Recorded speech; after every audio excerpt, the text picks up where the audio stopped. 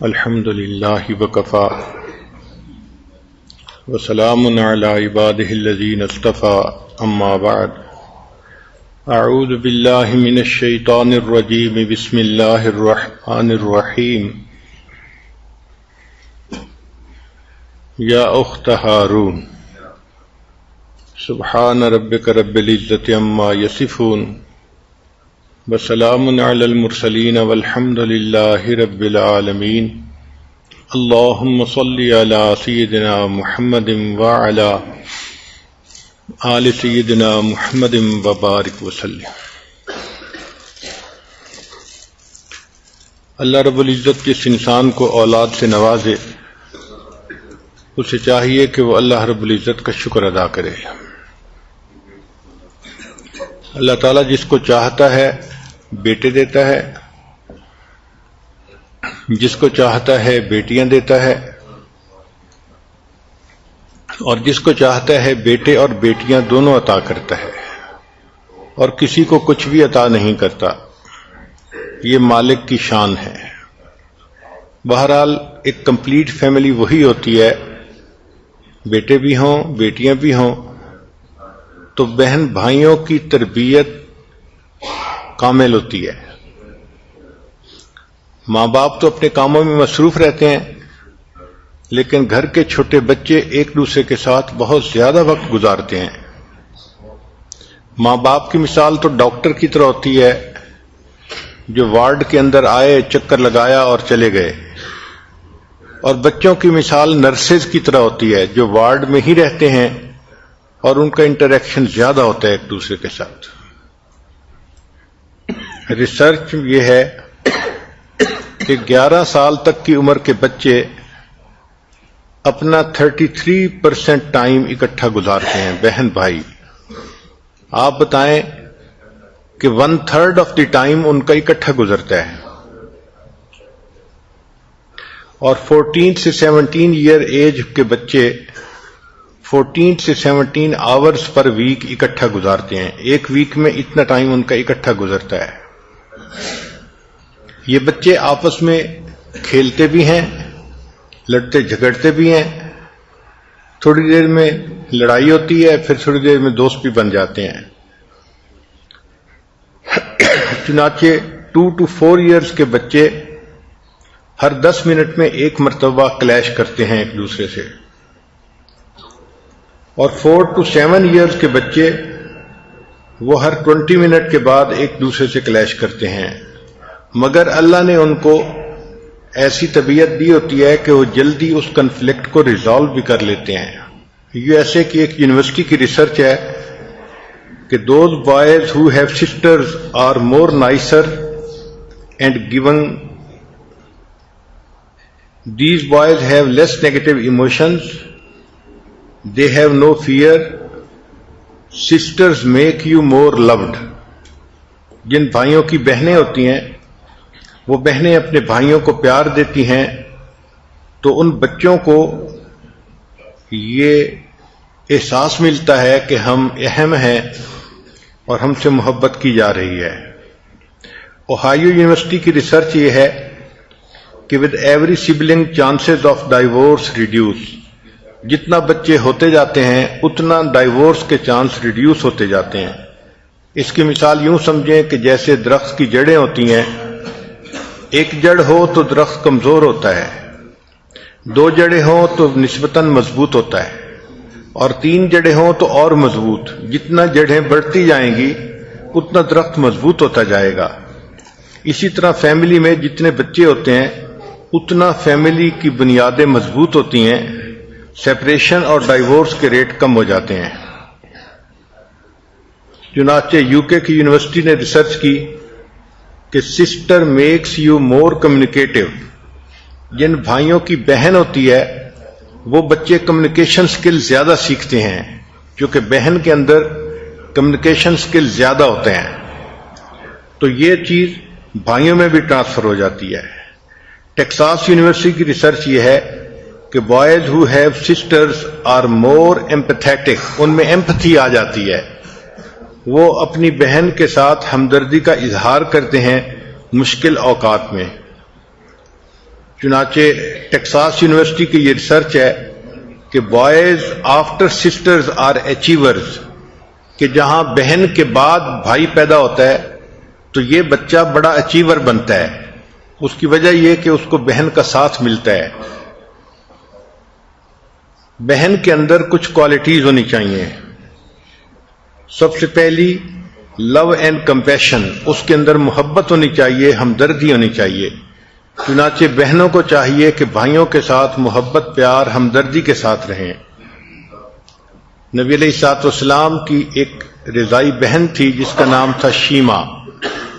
یہ حلیمہ سعدیہ کی بیٹی تھی اور عمر میں بڑی تھی، تو یہ اللہ کے پیارے حبیب صلی اللہ علیہ وسلم کو اٹھاتی تھی اور لوری پڑھا کرتی تھی، ربنا ابق لنا محمدا، اے اللہ ہمارے لیے محمد کو باقی رکھنا.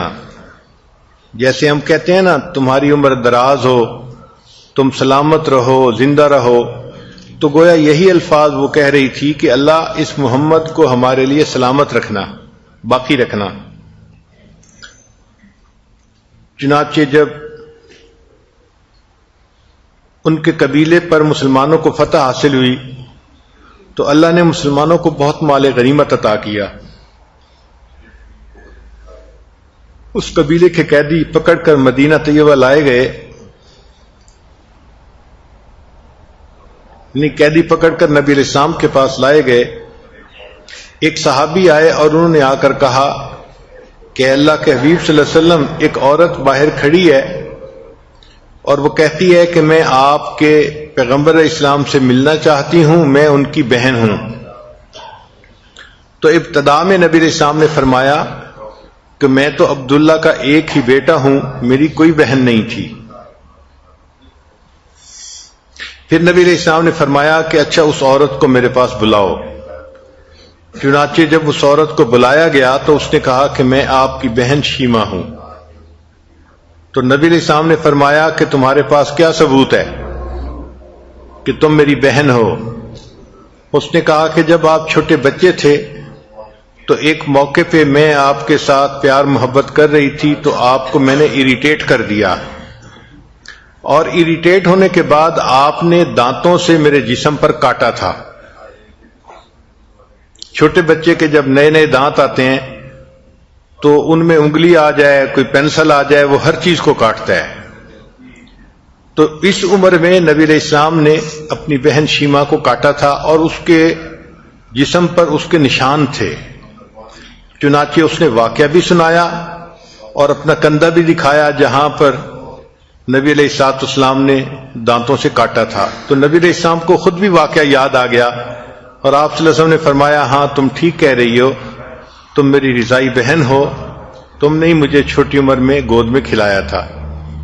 پھر اللہ کے حبیب صلی اللہ علیہ وسلم نے اپنی بہن کا بڑا اکرام کیا. حدیث پاک میں آتا ہے نبی علیہ السلام نے اپنی چادر زمین پر بچھا دی اور شیما سے کہا کہ شیما اس چادر کے اوپر بیٹھو. یعنی نبی علیہ السلام نے اپنے عمل سے ثابت کر دیا کہ بھائی اپنی بہنوں کا یوں اکرام کیا کرتے ہیں کہ اپنی چادر بچھا کر بہن کو کہا کہ اس چادر کے اوپر آپ بیٹھیں. پھر اس کے بعد نبی علیہ السلام نے فرمایا کہ دیکھیں اگر آپ میرے پاس رہنا چاہیں تو میں آپ کی کفالت کی ذمہ داری لیتا ہوں.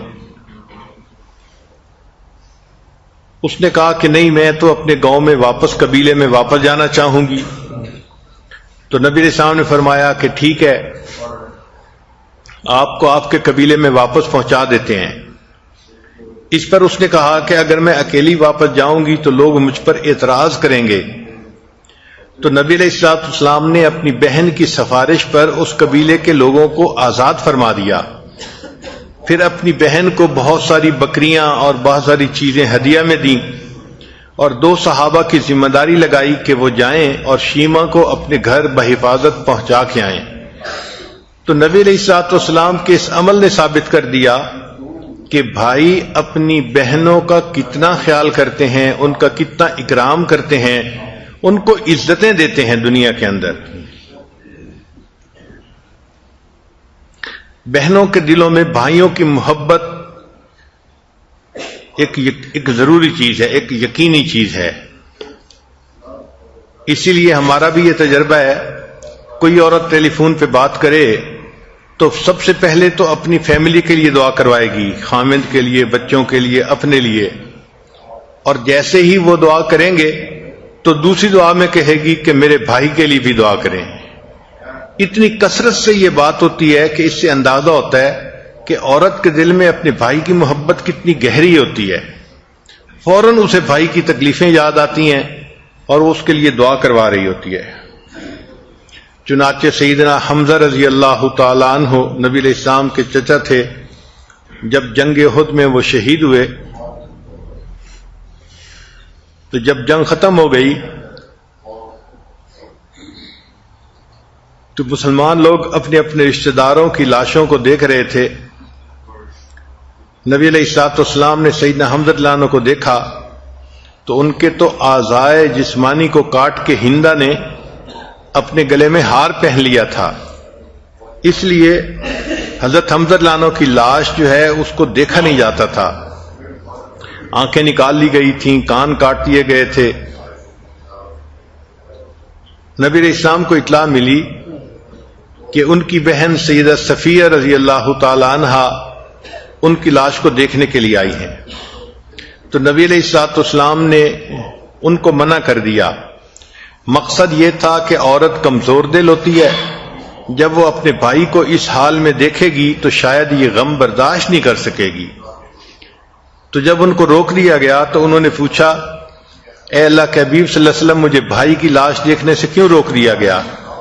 تو نبی علیہ السلام نے فرمایا کہ کمزور دل ہیں، ہو سکتا ہے کہ آپ اس صدمے کو برداشت نہ کر سکیں، مگر سیدہ صفیہ رضی اللہ تعالیٰ عنہ اتنی بہادر تھیں کہ انہوں نے پیغام بھجوایا کہ میں اپنے بھائی کی لاش پر رونے کے لیے نہیں آئی، میں تو ان کو مبارکباد دینے کے لیے آ رہی ہوں۔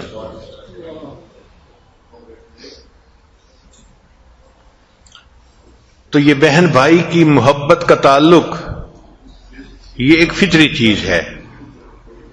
چنانچہ سیدہ عائشہ صدیقہ رضی اللہ تعالی عنہا کے بھائی عبداللہ ابن ابو بکر رضی اللہ تعالیٰ عنہ کی جب وفات ہوئی تو ام المؤمنین عائشہ رضی اللہ تعالی عنہا نے اس کے اوپر مرثیہ لکھا، اشعار لکھے۔ ان میں سے ایک شعر کا ترجمہ بنتا ہے، اے بھائی، ہم دونوں ایک مدت تک جزیمہ کے دونوں ہم نشینوں کی طرح ساتھ رہے، یہاں تک کہ لوگوں نے کہا کہ ان میں کبھی جدائی نہیں ہوگی، لیکن جب جدائی ہوئی تو ایسی کہ گویا ہم نے اور مالک نے باوجود طویل ملاقات کے ایک رات بھی ساتھ نہیں بسر کی تھی۔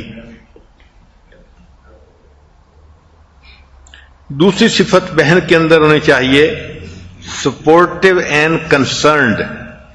بہن کو ہمیشہ سپورٹو ایٹیچیوڈ رکھنا چاہیے اور بھائیوں کے ساتھ اس کو کنسرن رہنا چاہیے۔ الگ تھلگ ہو کے رہنا یہ اچھا نہیں ہوتا۔ چنانچہ حضرت عمر رضی اللہ تعالیٰ عنہ کو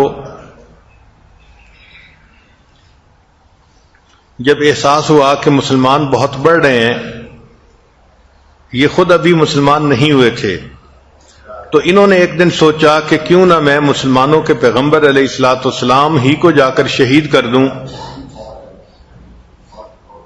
نہ رہے گا بانس نہ بجے گی بنسری۔ چنانچہ انہوں نے تلوار لی اور تلوار لے کر نبی علیہ الصلوۃ والسلام کے پاس آنے کے لیے چل پڑے۔ راستے میں حضرت سعید رضی اللہ عنہ ایک صحابی تھے، ان سے ملاقات ہو گئی۔ انہوں نے پوچھا، عمر کہاں جا رہے ہو؟ انہوں نے کہا کہ مسلمانوں کے پیغمبر علیہ الصلوۃ والسلام کو شہید کرنے کے لیے جا رہا ہوں۔ تو حضرت سعید رضی اللہ عنہ نے ان کو کہا کہ تم پہلے اپنے گھر کی خبر تو لے لو، تمہاری تو بہن اور بہنوئی مسلمان ہو چکے ہیں۔ حضرت عمر رضی اللہ عنہ کے لیے یہ بڑی عجیب سی خبر تھی، طبیعت کے اندر غصہ بھر گیا اور یہ راستہ بدل کے اپنے بہن کی گھر کی طرف چل پڑے۔ جب بہن کے گھر پہنچے تو اس وقت ان کی بہن اور بہنوئی قرآن پاک کی کچھ آیات پڑھ رہے تھے۔ آواز تو انہوں نے سن لی، دروازہ کھٹکھٹایا دروازہ کھٹکھٹانے سے بہن کو بھی اندازہ ہو گیا کہ عمر رضی اللہ عنہ آئے ہیں. حضرت عمر رضی اللہ عنہ کے لیے جب دروازہ کھولا گیا تو آپ اندر داخل ہوئے اور آپ نے اپنی بہنوئی سے کہا کہ میں نے سنا ہے کہ آپ لوگ مسلمان ہو گئے ہیں. انہوں نے جواب دیا کہ اگر اسلام سچ ہے تو اس کو ماننے میں کیا رکاوٹ ہے.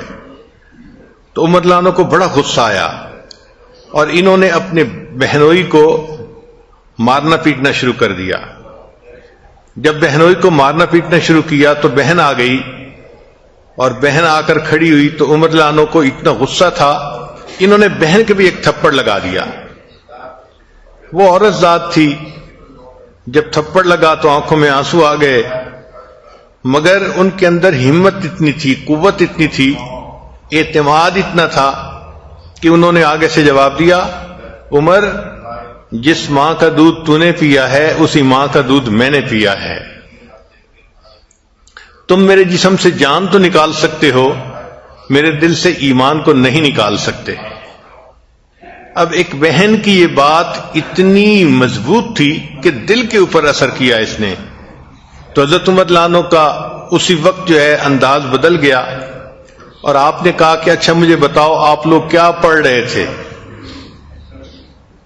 چنانچہ حضرت عمر رضی اللہ عنہ کے سامنے قرآن پاک کی کچھ آیات تلاوت کی گئیں. اللہ تعالیٰ نے ان کے دل میں ایمان ڈالنا تھا، چنانچہ وہ کہنے لگے کہ اچھا مجھے اپنے پیغمبر اسلام کے پاس لے چلو. بہنوئی ان کو لے کر دار ارقم آئے جہاں نبی علیہ السلام تشریف فرما تھے. جب دروازہ کھٹکھٹایا گیا تو مسلمان حیران تھے کہ یہ کون ہے دروازہ کھٹکھٹانے والا. چنانچہ کسی صحابی نے دروازے کے سوراخ میں سے جھانک کے دیکھا تو عمر رضی اللہ عنہ کو دیکھا کہ ہاتھ میں تلوار ہے اور کھڑے ہیں. تو وہ گھبرا گئے، نبی علیہ السلام کی خدمت میں عرض کیا، اے اللہ کے حبیب صلی اللہ علیہ وسلم عمر بن الخطاب کھڑے ہیں اور ہاتھ میں تلوار ہے. تو حضرت حمزہ رضی اللہ عنہ وہاں موجود تھے، فرمان لگے کوئی فرق نہیں پڑتا، دروازہ کھول دو، اچھے ارادے سے آیا ہے تو بہت اچھا، اور اگر ارادہ کچھ اور ہے تو اسی کی تلوار سے میں اسی کی گردن کو اتار دوں گا. حضرت عمر رضی اللہ عنہ اندر آئے، مگر اب تو انداز ہی بدل چکے تھے. نبی علیہ السلام کے پاس بیٹھے، اللہ کے حبیب صلی اللہ علیہ وسلم نے دعوت دی اور حضرت عمر رضی اللہ عنہ نے کلمہ پڑھا اور مسلمان ہو گئے. تو حضرت عمر رضی اللہ عنہ جیسے صحابی کے مسلمان ہونے کا ذریعہ ان کی بہن بنی. امام محمد بن سیرین رحمۃ اللہ علیہ، ان کی بہن حفصہ بنت سیرین تھیں. وہ اپنے بھائی کو قرآن پاک صحیح پڑھنے میں مدد دیا کرتی تھیں، ان کو سکھایا کرتی تھیں، قرآن مجید کی قاریہ تھیں، اور انہوں نے اپنی زندگی کے 35 سال قرآن پاک پڑھنے میں گزار دیے. سیدہ شریکہ رضی اللہ تعالیٰ عنہ کے ایک بھائی تھے محمد بن ابو بکر.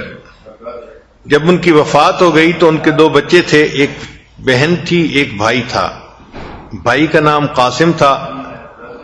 تو قاسم بن محمد بن ابو بکر، اس بچے کو حضرت عائشہ رضی اللہ عنہا نے بلوایا اور اس کو اپنے پاس رکھا اور ان دونوں کو اپنے حجرے میں پالا. کتابوں میں لکھا ہے کہ ام المومنین جب کھانا کھلانا ہوتا تو ان دونوں کو اپنی گود میں ران میں بٹھا لیتی تھیں اور ایک لقمہ ایک کے منہ میں ڈالتی تھیں، ایک لقمہ دوسرے کے منہ میں. جب دونوں بچے کہتے تھے کہ ہمارا پیٹ بھر گیا تو پھر بچے ہوئے کھانے کو ام المومنین خود کھاتی تھیں. اپنے بھائی کی اولاد کو اس طرح پال کے دکھانا اس بات کی دلیل ہے کہ بہن کے دل میں اپنے بھائی کی کتنی محبت تھی.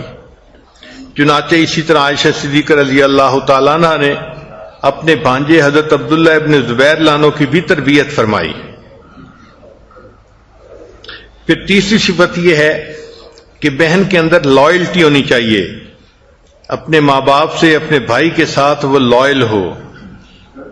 اور چوتھی صفت یہ ہے کہ اس کے اندر آنیسٹی ہونی چاہیے، کہ کبھی بھی اپنے ماں باپ اور بھائیوں کے ساتھ جھوٹ نہیں بولنا چاہیے. بہن کی ذمہ داری بنتی ہے کہ ہمیشہ اپنے بھائیوں کے ساتھ آنیسٹی کا معاملہ رکھے. پھر بہن کو چاہیے کہ وہ ٹرسٹ وردی ہو، یعنی اپنے بھائیوں کو کبھی بھی دھوکہ نہ دے. جو بھائیوں نے ماں باپ نے اس کے اوپر ٹرسٹ کیا ہے اس کو کبھی بھی نہ ختم کرے. ٹرسٹ کو توڑ دینا بہت بڑا گناہ ہے.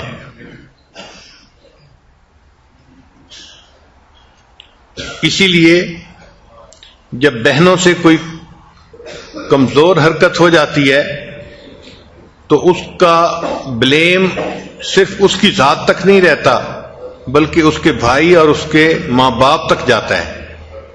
قرآن مجید کی جو آیت شروع میں جس کے چند الفاظ تلاوت کیے گئے اس میں یہی ہے کہ بی بی مریم جب اپنے بیٹے کو لے کے آئیں قوم کی طرف تو انہوں نے کہا یا اخت ہارون، اے ہارون کی بہن، ما کان ابوک امرأ سوء، تمہارا باپ بھی کوئی بدکار نہیں تھا، وما کانت امک بغیہ، اور تمہاری ماں بھی بدکار نہیں تھی. اگر تمہارے ماں باپ اور تمہارا بھائی برا نہیں تھا تو تم کیسے ایسی بن گئیں کہ کنواری عمر میں تم اپنے بچے کو لے کے یہاں آئی ہو. اس سے پتہ چلتا ہے کہ بہنوں اور بیٹیوں کے اس قسم کی کوتاہیاں پورے خاندان کے لیے بدنامی کا سبب بن جاتی ہیں.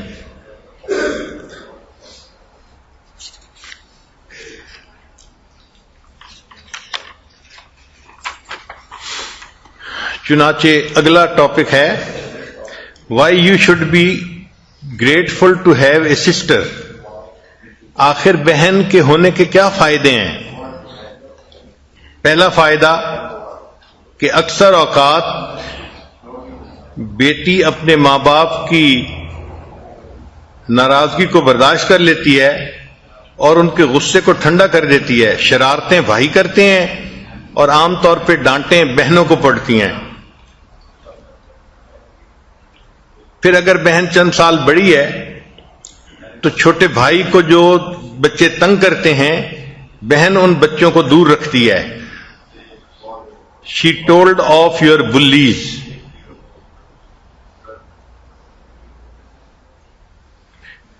پھر بھائی کے گرو اپ کرنے میں بہن ہمیشہ مدد کیا کرتی ہے اور کئی مرتبہ بھائی کی سٹڈیز میں بھی بہن اس کی مدد کرتی ہے. میری دو بڑی بہنیں تھیں، ایک کے ساتھ عمر کا فرق زیادہ تھا، وہ عمر میں کوئی 8-10 سال بڑی تھیں تو ان کو میں آپا کہتا تھا، اور دوسری بہن کوئی 4-5 سال بڑی تھیں ان کو میں باجی کہتا تھا. باجی کے ساتھ اسکول کا کام کرنا، مل کے کھانا کھانا، کھیلنا، یہ سب کام ہوتے تھے. بڑی بہن تو والدہ کی طرح تھی، وہ مجھے نہلاتی تھیں، کپڑے بدلتی تھیں اور میرا ویسے خیال رکھتی تھیں، لیکن چھوٹی بہن تو میری بہترین دوست کی طرح تھیں.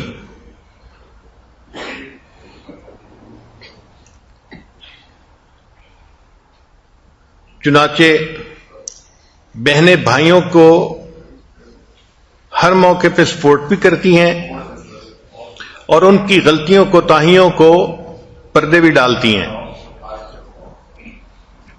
چنانچہ بھائی شرارت کر کے چھپ جاتا ہے اور بہنیں اپنے ماں باپ کو سیٹسفائی کر رہی ہوتی ہیں، بہانے بنا رہی ہوتی ہیں، یہ ہو گیا تھا، یہ ہو گیا تھا، یہ ہو گیا تھا. اور کئی مرتبہ تو ایسا ہوتا ہے کہ بچہ اسکول کے اندر سکور اچھا نہیں کرتا، اب اس کو اپنے ماں باپ سے سائن کروانا ہوتا ہے پیپر، تو ماں باپ اگر سائن کریں گے تو وہ تو بہت ناراض بھی ہوں گے اور ہو سکتا ہے کہ بچے کو جو ہے وہ تکلیف بھی دیں. تو ایسے موقعوں پہ بھائی ماں باپ سے سائن کروانے کی بجائے اپنی بڑی بہنوں سے سائن کروا لیتے ہیں. اور بہنیں اللہ کی ایسی گائے ہوتی ہیں کہ صاف کاغذ پہ ان سے سائن کروا لو تو وہ کر کے دے دیتی ہیں. تو بھائیوں کی کمی کوتاہیوں کو بہنیں اس طرح کور اپ کر لیتی ہیں. پھر she makes your dinner when مام از ناٹ اویلیبل.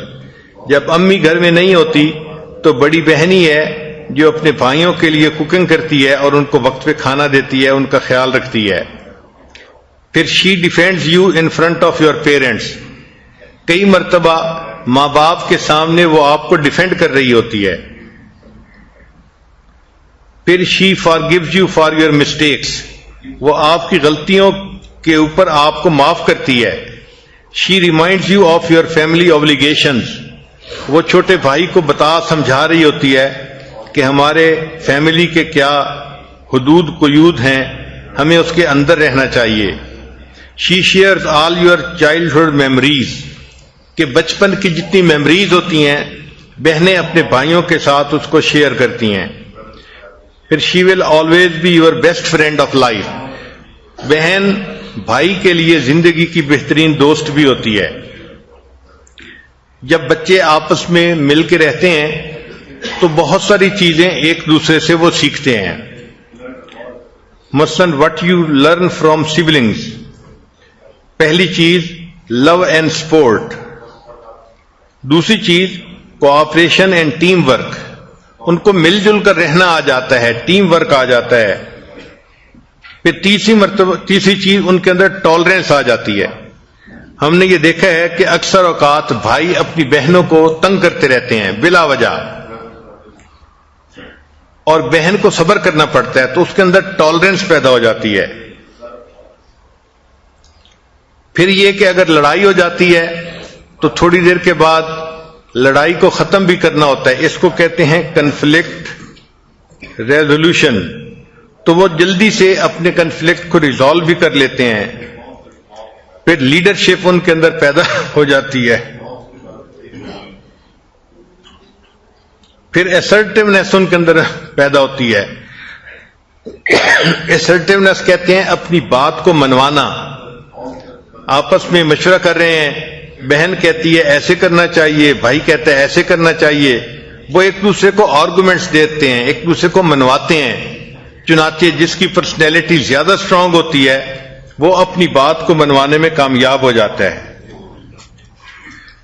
پھر بہن بھائی ایک دوسرے کے ساتھ جب کھیلتے ہیں تو ان کو ایک دوسرے کے ساتھ نیگوشیٹ کرنا پڑتا ہے, تو ان کے اندر نیگوشیشن سکلز بھی آ جاتے ہیں.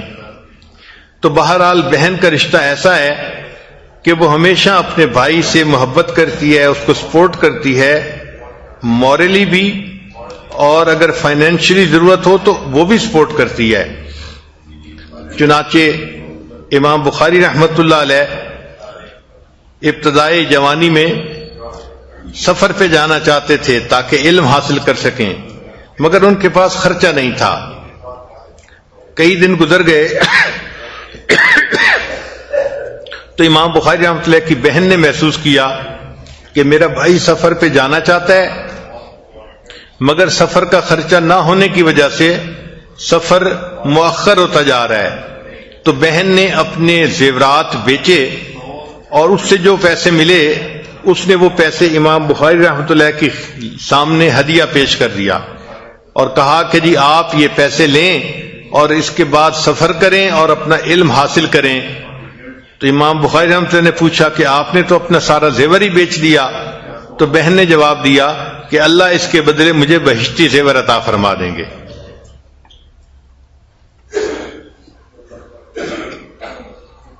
ایک حاکم نے 3 آدمیوں کو پکڑا.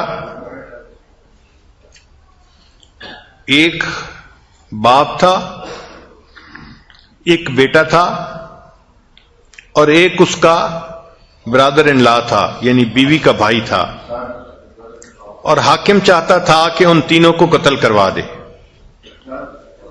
جب عورت کو اطلاع ملی تو وہ حاکم کے دربار میں آئی اور اس نے آ کے خوب ادھم مچایا کہ میرے گھر کے 3 مرد ہیں اور تینوں کو اگر آپ قتل کروا دیں گے تو میرا محرم کون رہے گا پیچھے, میں زندگی کیسے گزاروں گی. جب اس عورت نے ایسی باتیں کی تو حاکم وقت نے کہا کہ اچھا ان تینوں میں سے تم کسی ایک کو چن لو میں اس کو نہیں قتل کرتا، باقی لوگوں کو قتل کر دوں گا۔ اب لوگ ایکسپیکٹ کر رہے تھے کہ یہ اپنے بیٹے کو چنے گی، چونکہ ماں بیٹے کا رشتہ ایسا ہے کہ ماں ہر حال میں اپنے بیٹے کی حفاظت کرتی ہے۔ بعض سوچ رہے تھے کہ نہیں، یہ اپنے خاوند کو چنے گی اس لیے کہ بیوی ہے اور بیوی کے لیے خاوند کی زندگی اہم ہے، مگر اس عورت کو جب اختیار دیا گیا کہ وہ ان تینوں میں سے کسی ایک کو چن لے، تو اس عورت نے اپنے بھائی کو چن لیا کہ میرے بھائی کو آپ قتل نہ کرو، باقیوں کو بے شک قتل کر دو۔ اس پر حاکم وقت بڑا حیران ہوا، اس نے کہا کہ مجھے یہ بتاؤ کہ تم نے بھائی کو کیوں چنا ہے، باقیوں کو کیوں نہیں چنا؟ اس عورت نے جواب دیا، میں جوان العمر ہوں، خوبصورت ہوں، اگر آپ میرے ہسبینڈ کو قتل بھی کر دیں گے تو اللہ تعالیٰ کوئی دوسرا پرپوزل بھیج دیں گے اور میں دوسرا نکاح کر لوں گی، مجھے اللہ پھر خاوند دے دیں گے، اور اگر اللہ نے دوسرا خاوند مجھے دے دیا تو اس خاوند کے ذریعے سے اللہ مجھے دوسرا بیٹا بھی عطا فرما دیں گے، تو مجھے خاوند بھی دوسرا مل سکتا ہے، بیٹا بھی دوسرا مل سکتا ہے، لیکن میرے ماں باپ دنیا سے فوت ہو چکے اور اب میرا ایک ہی بھائی ہے، اب مجھے کوئی دوسرا بھائی نہیں مل سکتا، اس لیے میں نے اپنے بھائی کو چن لیا ہے۔ اس عورت کی اس بات کا حاکم کے اوپر اتنا اثر پڑا کہ اس نے تینوں آدمیوں کو معاف کر دیا اور قتل کا حکم واپس لے لیا۔ تو بہنوں کو بھائیوں سے ایسی محبت ہوتی ہے جو اٹل اور پائیدار ہوتی ہے۔ چنانچہ تاریخ اسلام کو پڑھیں تو ایسا بھی واقعہ پڑھنے میں آتا ہے کہ جس کو پڑھ کے انسان حیران ہو جاتا ہے، بہنیں بھائیوں کے لیے اتنا کچھ بھی کر سکتی ہیں۔ چنانچہ فتوحات شام ایک کتاب ہے، اس میں علامہ واقدی رحمت اللہ علیہ نے واقعات لکھے ہیں، تو ایک واقعہ وہ لکھتے ہیں کہ حضرت زرار اللہ عنہ ایک صحابی تھے، تو وہ زرار اللہ عنہ دشمن کے ہاتھوں قید ہو گئے، دشمن کی تعداد بہت زیادہ تھی، انہوں نے ان کو گھیرے میں لے لیا۔ حضرت زرار اللہ عنہ پہلے تلوار سے لڑتے رہے، وہ ٹوٹ گئی، پھر نیزے سے لڑتے رہے، وہ بھی ٹوٹ گیا۔ اب جب ان کے پاس کچھ بھی ہاتھ میں نہ رہا تو دشمن نے گھیرا تنگ کر دیا اور ان کو زندہ گرفتار کر لیا۔ چنانچہ جب لڑائی ختم ہوئی، شام کا وقت تھا، تو حضرت خالد بن ولید عنہ کو اطلاع ملی کہ حضرت زرار رضی اللہ تعالی عنہ کو قید کر لیا گیا ہے۔ وہ اس بات پہ بڑے غمزدہ ہوئے کہ دین اسلام کا ایک اتنا اچھا مجاہد اس کو دشمنوں نے پکڑ لیا۔ چنانچہ انہوں نے حضرت ابو عبیدہ رضی اللہ عنہ کی طرف ایک بندہ بھیجا مشورے کے لیے، وہ امیر لشکر تھے، کہ آپ مجھے مشورہ دیں کہ مجھے کیا کرنا چاہیے۔ تو ابو عبیدہ رضی اللہ عنہ نے مشورہ دیا کہ آپ جس پر اعتماد کرتے ہیں اس کو بقیہ فوج کا انچارج بنا دیں اور خود اپنے ساتھ کچھ سواروں کو لے کر جائیں اور حضرت زرار رضی اللہ عنہ کو رہا کروانے کی کوشش کریں۔ چنانچہ حضرت خالد بن ولید رضی اللہ عنہ نے کچھ سواروں کو چن لیا اور ان کے ساتھ رومیوں کے لشکر کی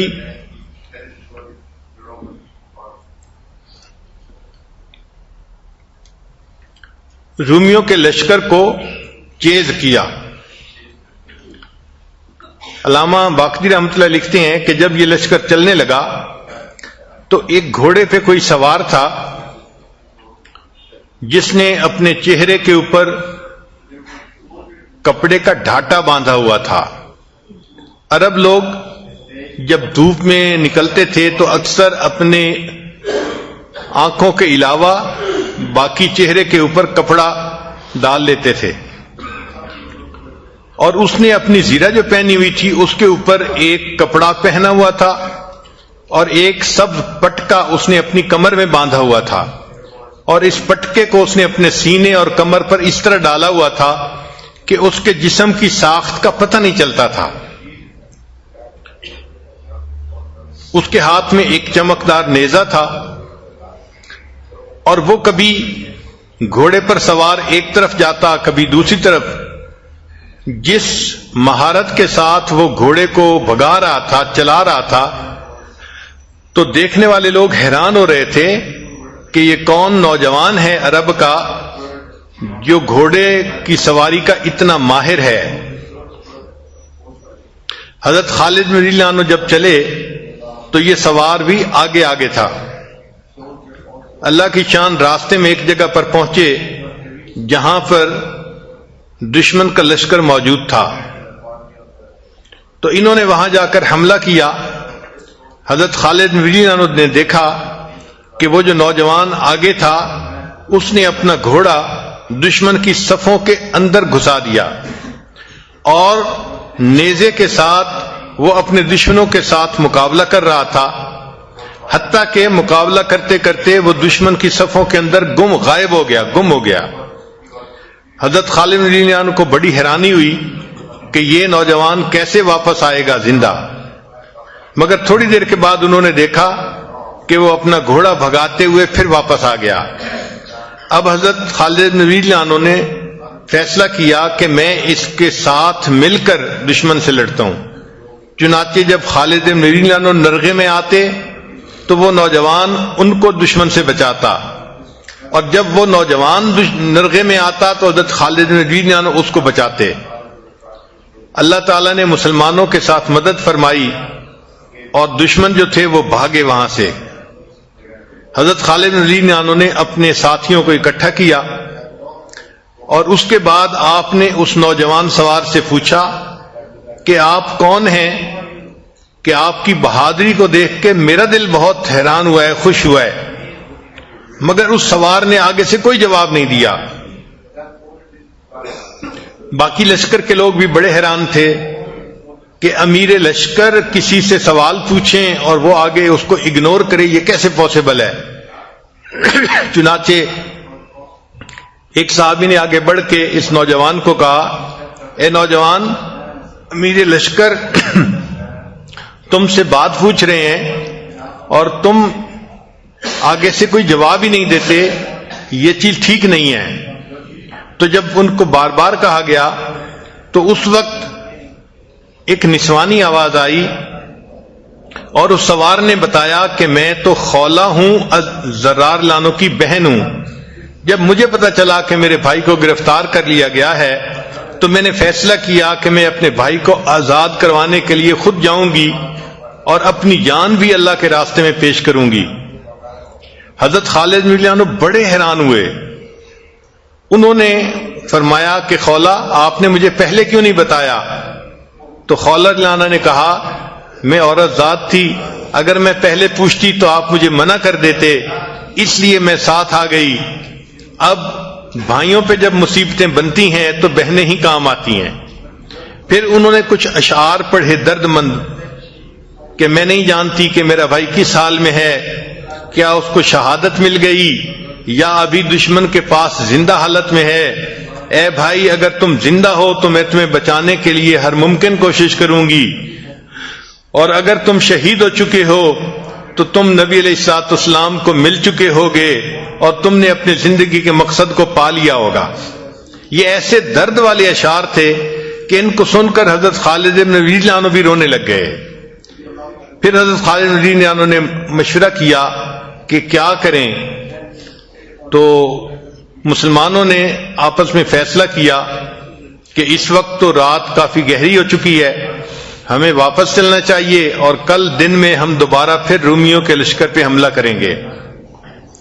خالد رضی اللہ عنہ اپنے ساتھیوں کو لے کر ایک طرف پیچھے ہو گئے.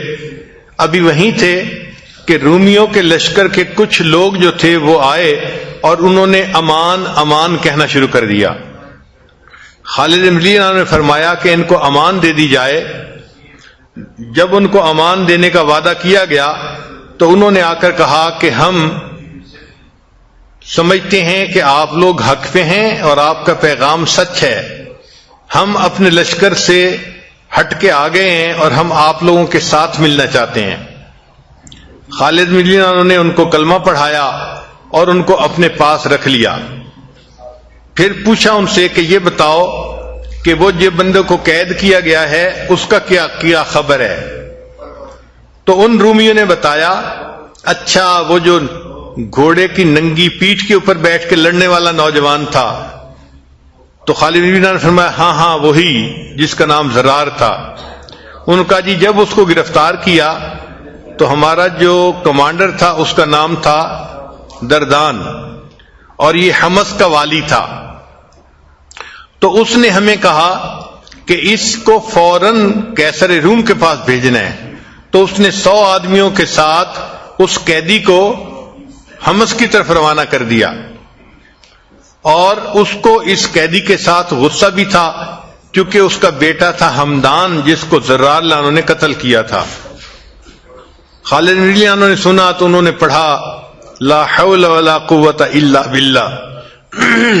لیکن ان کو اطلاع مل گئی کہ زرار لانو زندہ بھی ہیں اور 100 آدمیوں کے ساتھ ان کو بھیج دیا گیا ہے. تو خالد بن ولید لانو نے ایک صحابی تھے رافع رضی اللہ تعالیٰ عنہ، ان کو بلایا اور فرمایا کہ آپ ان راستوں سے اچھی طرح واقف ہیں، میرا دل چاہتا ہے کہ آپ چند لوگوں کو لے کر چلیں اور وہ جو 100 بندوں کا قافلہ زرار لانوں کو لے کر جا رہا ہے تو ان کو روک کر زرار لانوں کو رہا کروائیں. جب رافع لانو تیار ہو گئے تو وہ جو نوجوان سوار تھا وہ بھی ان کے ساتھ آگے آ گیا اور اس نے آ کے پوچھا خالد بن ولید عنہ سے کہ مجھے بھی ان کے ساتھ جانے کی اجازت دے دی جائے. تو خالد بن ولید عنہ نے ان کو اجازت دے دی. چنانچہ خولہ بھی اس لشکر کے ساتھ ہو گئیں. یہ لشکر تیزی کے ساتھ چلا اور راستے میں ایک جگہ ایسی تھی کہ جہاں سے ایک ہی راستہ تھا، جو بھی اس علاقے میں گزرتا تھا وہ اسی راستے سے گزرتا تھا. حضرت رافع لانو نے وہاں جا کر محسوس کیا کہ وہ جو 100 بندے تھے جو لے کر چلے تھے وہ ابھی یہاں سے نہیں گزرے. تو انہوں نے کہا مسلمانوں کو کہ آپ لوگ آپس میں چھپ جائیں اور ایک جگہ کے اوپر بیٹھیں تاکہ اگر دشمن کا لشکر آئے تو ہم اس کے اوپر حملہ کریں گے. اللہ کی شان تھوڑی ہی دیر گزری تھی کہ وہ 100 بندوں کا لشکر پھر پیچھے سے آ گیا جنہوں نے حضرت زرار عنہ کو گرفتار کیا ہوا تھا.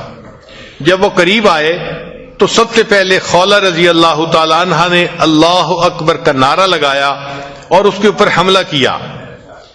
اللہ کی شان دیکھیں، اللہ نے مسلمانوں کی مدد فرمائی اور وہ جو 100 بندے تھے ان میں سے کچھ قتل ہو گئے اور کچھ بھاگ گئے.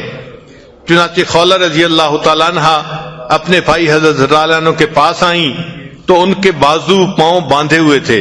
انہوں نے ان کی مشکوں کو کھولا اور مشکوں کو کھولتے ہوئے کہا اے میرے بھائی، جب مجھے تمہاری گرفتاری کی خبر ملی تو میرے دل میں ایک آگ لگ گئی اور میں نے سوچا کہ میں اپنی جان بھی دے دوں گی اور اپنے بھائی کو آزاد کروانے کے لیے پوری کوشش کروں گی. میں اللہ کا شکر ادا کرتی ہوں جس نے مجھے توفیق دی کہ میں اپنے ہاتھوں سے آپ کی مشکوں کو کھول رہی ہوں. آپ ذرا غور کیجئے کہ ایک بہن اپنے بھائی کی محبت میں اس طرح کا بھی قدم اٹھا لیتی ہے. تو اللہ تعالیٰ بہنوں کو جزائے خیر عطا فرمائے جو اپنے بھائیوں پہ قربان ہوتی ہیں، ان کی عزتیں بناتی ہیں، ان کو زندگی میں محبت دیتی ہیں، سپورٹ دیتی ہیں، ان کی کیئر ٹیکنگ کرتی ہیں. یہ بہن کا رشتہ بھائی کے ساتھ بہت گہرا رشتہ ہے. اسی لیے جب بھی بچے چھوٹے ہوں تو ماں ان کو اپنے بھائی کا تعارف کرواتی ہے کہ وہ تمہارے ماموں ہیں، وہ تمہارے چندہ ماموں ہیں.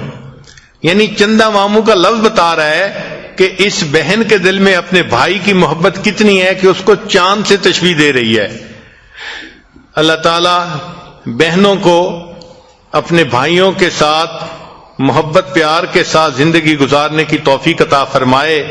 بعض بہنیں طبیعت کی تیز ہوتی ہیں، بالکل مرچ کی طرح ہوتی ہیں، ذرا سی بات پہ مرچ لگ جاتی ہے اور وہ اپنے بھائیوں کو چھوٹی چھوٹی باتوں پہ بددعائیں دینی شروع کر دیتی ہیں. ایسی بہنیں خراب ہوتی ہیں. شریعت بھی اس چیز کی اجازت نہیں دیتی. اگر بھائی تنگ بھی کرے تو بہنوں کو چاہیے کہ صبر سے کام لیں اور ان کو دعائیں دیں. جو بہنیں بھائیوں کو بددعائیں دیتی ہیں تو پھر بعد میں ایک ایسا وقت آتا ہے کہ وہ ان بددعاؤں پہ خود پریشان ہوتی ہیں اور ساری زندگی روتی رہتی ہیں کہ میں نے اپنے بھائی کو بددعا دی تھی. بہن نہیں جانتی ہو سکتا ہے قبولیت دعا کا وقت ہو، اس کی زبان سے بد دعا نکلے اور بھائی کے حق میں قبول ہو جائے تو اس کا تو مستقبل ہی تباہ ہو جائے گا۔ اس لیے بہنوں کی خدمت میں گزارش ہے کہ بھائیوں کی ان بے اعتدالیوں پر صبر کر لیا کریں اور ان کو کبھی بھی بد دعا نہ دیں، ہمیشہ دعائیں دیں، محبت پیار دیں، عزت قدر کریں۔ ایک دن کا بھائی ہو تو بہن کے لیے وہ بھی سر کا سایہ ہوتا ہے، باپ کی مانند ہوتا ہے۔ اللہ تعالی ہمیں گھروں کے اندر الفت و محبت کے ساتھ نیکی تقوی کی زندگی گزارنے کی توفیق عطا فرمائے۔ وآخر دعوانا ان الحمد للہ رب العالمین۔ دعا کر لیجئے۔ سبحان ربی العلی الوہاب، اللہم صلی علی سیدنا محمد وعلی آل سیدنا محمد وبارک وسلم۔ ربنا ظلمنا انفسنا وإن لم تغفر لنا وترحمنا لنکونن من الخاسرین۔ اے اللہ ہم آپ کے عاجز مسکین بندے ہیں، اللہ ہمارے گناہوں کو معاف فرما، ہماری خطاؤں سے درگزر فرما، ہمارے عیبوں کی پردہ پوشی فرما، اللہ برے دن سے محفوظ فرما، اللہ بری رات سے محفوظ فرما، میرے مالک برے کاموں سے محفوظ فرما، اے اللہ ہمیں برے انجام سے محفوظ فرما، اللہ ہدایت ملنے کے بعد گمراہی سے محفوظ فرما، میرے مالک سیدھا رستہ ملنے کے بعد بھٹکنے سے محفوظ فرما، اللہ اپنا قرب حاصل ہو جانے کے بعد اپنی دوری سے محفوظ فرما، میرے مالک نعمتیں مل جانے کے بعد نعمتوں کے چھن جانے سے محفوظ فرما، اللہ علم حاصل ہو جانے کے بعد جہالت والے کاموں سے محفوظ فرما، میرے مالک در در کے دھکے کھانے سے محفوظ فرما، اللہ نفس و شیطان کے مکر و فریب سے محفوظ فرما، اللہ نفس و شیطان کے مکر و فریب سے محفوظ فرما، اے اللہ آج یہ تیری بندیاں تیرے در پہ چل کے آئی ہیں، اے اللہ ان کے آنے کو قبول فرما، اے اللہ ان مبارک ایام کو ہمارے لیے دل کے بدلنے کا سبب بنا، اے اللہ ان مبارک ایام کو ہمارے لیے اپنے قرب کا ذریعہ بنا، میرے مالک اپنی رحمت کا ذریعہ بنا، اے اللہ عافیت کا ذریعہ بنا، اے اللہ یہ جو مبارک تعلیمات مل رہی ہیں، اے اللہ ان تعلیمات کو ہمیں اپنے گھروں میں لاگو کرنے کی توفیق عطا فرما، اللہ ان تعلیمات سے ہمارے دلوں کو منور فرما، میرے مالک ہمارے گھروں کو منور فرما، اے اللہ ہمیں اپنے بہن بھائیوں کا، والدین کا، بچوں کے حقوق ادا کرنے کی توفیق عطا فرما، اے اللہ ہم غفلت میں پڑے رہے، اے اللہ گناہوں میں پڑے رہے، اے اللہ اصل جو کرنے کا کام تھا اس کام سے دور رہے، میرے مالک ہماری اس کوتاہی کو معاف فرما، اللہ اس کوتاہی کو معاف فرما، اے اللہ آپ کے محبوب نے فرمایا رمضان کی ہر رات میں آپ لاکھوں کروڑوں کی مغفرت کے فیصلے فرماتے ہیں، میرے مالک ہماری بھی مغفرت کا فیصلہ فرما، اللہ ہماری بھی مغفرت کا فیصلہ فرما، اے اللہ آپ کے محبوب نے فرمایا لوگ مختلف علاقوں سے، مختلف قبیلوں سے آ کے جمع ہوتے ہیں اور ان کا مقصد صرف اللہ کو یاد کرنا ہوتا ہے، تو آپ اپنے فرشتوں سے کہتے ہیں جاؤ اعلان کر دو میں نے ان سب کو معاف کر دیا، میرے مالک آج بھی اعلان فرما دیجئے کہ آپ نے معاف کر دیا، اللہ معاف کر دیجئے، میرے مالک معاف کر دیجئے، اے اللہ بڑے گناہگار ہیں، اے اللہ مگر آپ کے در پہ پہنچ گئے ہیں، اے اللہ سخیوں کے در پر یہی امید ہوتی ہے کہ بندہ خالی ہاتھ نہیں جاتا، میرے مالک جب انسان بڑا دروازہ دیکھتا ہے، جو فقیر بڑا دروازہ دیکھتا ہے تو اونچی صدا لگاتا ہے، اے اللہ ہم دنیا کے سب سے بڑے دروازے پہ حاضر ہیں، اللہ آپ کے در پہ حاضر ہیں، اے اللہ اس در سے خالی ہاتھ نہ لوٹا، میرے مالک اس در سے خالی ہاتھ نہ لوٹا، اے اللہ ہمیں یہاں سے بخشے بخشائے لوٹا۔ اللہ گناہ کر کر کے دلوں کو سیاہ کر بیٹھے ہیں، اے اللہ آپ کی رحمت نے اس در پہ پہنچا دیا ہے، میرے مالک اپنی رحمت کا معاملہ فرما، اے اللہ ہمیں یہاں سے بخشے بخشائے واپس لوٹا، اللہ بخشے بخشائے واپس لوٹا۔ اللہ آپ کی رحمت کی نگاہ پڑتی ہے، فضیل بن ایاز جیسے ڈاکوؤں کے سردار کو آپ اپنے اولیاء کا سردار بنا دیتے ہیں۔ اللہ آپ کی رحمت کی نگاہ پڑتی ہے، بشر حافی جیسے شرابی کو آپ اپنی محبت کی شراب پلا دیتے ہیں۔ اللہ ایک رحمت کی نگاہ ہم پہ بھی ڈال دیجئے، اللہ ایک رحمت کی نگاہ ہم پہ بھی ڈال دیجئے، اے اللہ تیری ایک نگاہ کی بات ہے، میری زندگی کا سوال ہے، اللہ رحمت کا معاملہ فرما، اللہ اٹھے ہوئے ہاتھوں کی لاج فرما، اللہ اٹھے ہوئے ہاتھوں کی لاج فرما، اے اللہ رحمت کا معاملہ فرما۔ اللہ 100 لوگوں کا قاتل تھا، نیکی کی بستی کی طرف جا رہا تھا، ابھی پہنچا نہیں تھا اور فوت ہو گیا، آپ نے تو اس کو بھی معاف کر دیا، میرے مالک ہم تو نیکوں کی بستی میں پہنچ گئے ہیں، اللہ گناہگاروں پہ رحم فرما، اللہ گناہگاروں پہ رحم فرما، میرے مالک میں نیک نہ بن سکا، اللہ تیرے نیکوں میں پہنچ گیا ہوں، اللہ نیک نہ بن سکا، اللہ نیکوں میں آیا بیٹھا ہوں، اللہ ان نیکوں کی برکت سے ہمارے بھی گناہوں کو معاف فرما، اللہ ان نیکوں کی برکت سے ہمارے دلوں میں بھی اپنی محبت پیدا فرما، میرے مالک نیکوں کی برکت سے ہمارے دلوں کو بھی صاف فرما، اے اللہ اپنی رحمت کا سایہ عطا فرما۔ اللہ تیرے کمزور بندے ہیں، اپنی کمزوری کا اعتراف کرتے ہیں، اللہ رات توبہ کرتے ہیں، صبح توبہ توڑ بیٹھتے ہیں، اللہ چند قدم آگے بڑھتے ہیں، کئی قدم پیچھے چلے جاتے ہیں، میرے مالک ہم کمزوروں پر رحمت کی نگاہ فرما، اللہ رحمت کی نگاہ فرما، میرے مالک رحمت کی نگاہ فرما، اے اللہ ہمارے دلوں کو اپنی محبت سے منور فرما، اللہ اپنے پیارے محبوب کی محبت نصیب فرما، اللہ اپنے نیک بندوں کی محبت نصیب فرما، اللہ نماز کی حضوری نصیب فرما، اللہ سجدے کا سرور نصیب فرما، میرے مالک رات کے آخری پہر کے مناجات کی لذت نصیب فرما، اے اللہ وہ تیرے کیسے بندے ہوتے ہیں، رات کے آخری پہر میں تیرے سامنے ہاتھ پھیلاتے ہیں، تو ان کی دعاؤں کو رد نہیں کرتا، اللہ وہ تیرے کیسے بندے ہوتے ہیں، رات کے آخری پہر میں تیرے سامنے محبت بھرے سجدے کرتے ہیں، تو ان کے تذکرے اپنے فرشتوں میں کرتا ہے، میرے مالک ہمیں بھی ان میں شامل فرما، اللہ ہمیں بھی ان میں شامل فرما، اے اللہ ڈر لگتا ہے اس وقت تو تیرے نیکوں کے سائے کے نیچے ہیں، اے اللہ یہاں سے نکلیں گے تو کیا حال ہوگا، میرے مالک رحمت کا معاملہ فرما، اے اللہ اپنے نیکوں کا سایہ ہمارے سروں پہ دراز فرما، میرے مالک لٹنے سے محفوظ فرما، اللہ لٹ پٹ کے تو یہاں آئے ہیں پھر لٹنے سے ڈرتے ہیں، میرے مالک لٹنے سے محفوظ فرما، اللہ اپنی رحمت کا سایہ عطا فرما، اللہ تیری بندیاں بھی دور دور سے چل کے یہاں پہنچی ہیں، اے اللہ ہم نے تو دنیا داروں کو دیکھا گھر کی عورتیں چل کے آ جاتی ہیں، لوگ قتل کے مقدمے تک معاف کر دیتے ہیں، اللہ آج یہ تیری بندیاں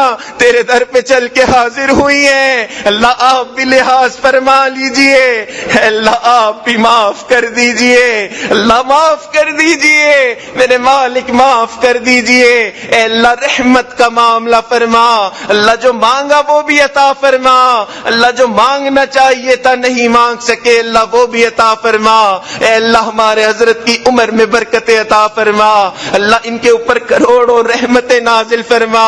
اے اللہ ہم تو احسان کا بدلہ نہیں دے سکتے، میرے مالک آپ ہی اپنی طرف سے بدلہ عطا فرما. اللہ اپنی طرف سے بدلہ عطا فرما. میرے مالک رحمت کا معاملہ فرما. اے اللہ رحمت کا معاملہ فرما. اے اللہ ہمارے عزیز اقارب، رشتہ دار، مشائخ، اساتذہ، والدین جو بھی اس دنیا سے فوت ہو چکے ہیں، اللہ ان سب کی مغفرت فرما. اللہ جن کی مغفرت فرما دی اپنے قرب کے اعلیٰ درجات نصیب فرما. ربنا تقبل منا انك انت السميع العليم تب علينا انك انت التواب الرحيم.